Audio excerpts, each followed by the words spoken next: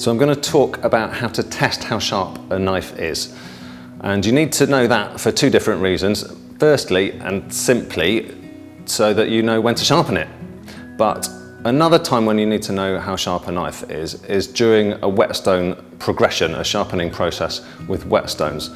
So after you've finished on a coarse whetstone, you need to check that your knife is sharp enough before you move on to a medium.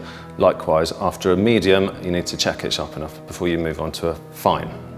The sharpness of a knife is defined by three different things. So the edge angle that it's sharpened at, the lower the angle, the sharper the knife.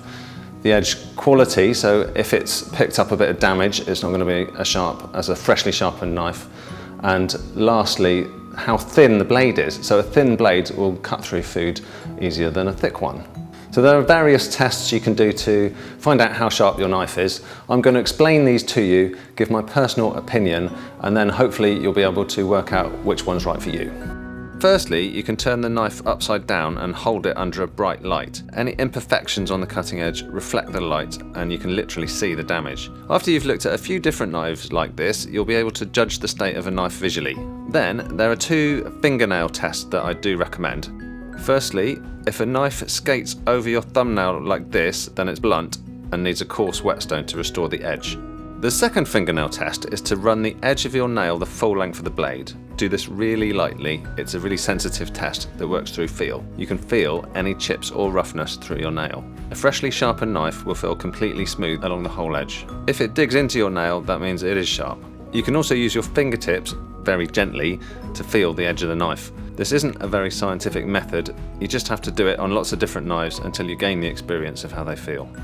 A push cut test is where you cut paper by pushing the knife straight down rather than slicing. The slicing action makes it easier to cut the paper. You'll probably need a fine whetstone to get a knife sharp enough to do this. However, it also depends on how thick the paper is and how far from your hand you try to cut the paper. So again, it's not totally scientific. Generally, slicing paper is a good way of testing sharpness. Remember, newspaper is harder to cut than copy paper. Also, as you slice through, you can feel the edge catch if there are any tiny chips or damage. Cutting tomatoes or grapes is something you'll see a lot, but once again, it's not particularly scientific. The riper the tomato, the harder it is to cut. Also, an incredibly sharp knife can actually struggle to cut through an old tomato because it has a totally smooth edge. Knives that are not quite as sharp have micro serrations caused by the whetstone, and these act like tiny saw teeth, and they actually help initiate a cut by piercing the skin. For that reason, a 4,000 grit edge can sometimes last longer than a 10,000 grit edge.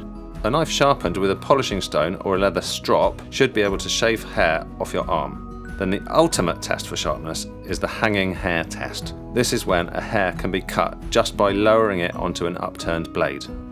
At TOG, we've created a scale of sharpness that's aligned with the progression of different whetstones used to sharpen a knife. 1. Blunt. We call a knife blunt or dull when it will skate over your fingernail and it won't cut paper. 2. Sharp. After you've used a coarse whetstone on both sides and removed any burr created, we would call that sharp. The knife will then dig into your fingernail and will cut copy paper, but with some difficulty. 3. Really sharp. When you've refined that edge with a medium whetstone, it will cut copy paper smoothly, and we'd call that really sharp. This is a great edge for most people and can be improved further with a honing rod. 4. Really sharp. If you have a fine whetstone, you can improve the edge to the point it will cut newspaper smoothly. TOG knives are sharpened to this level when they're brand new. 5. Shaving sharp. After using a polishing stone like a clean Belgian blue or a leather strop, you can get a knife shaving sharp, and it'll easily shave hair off your arm.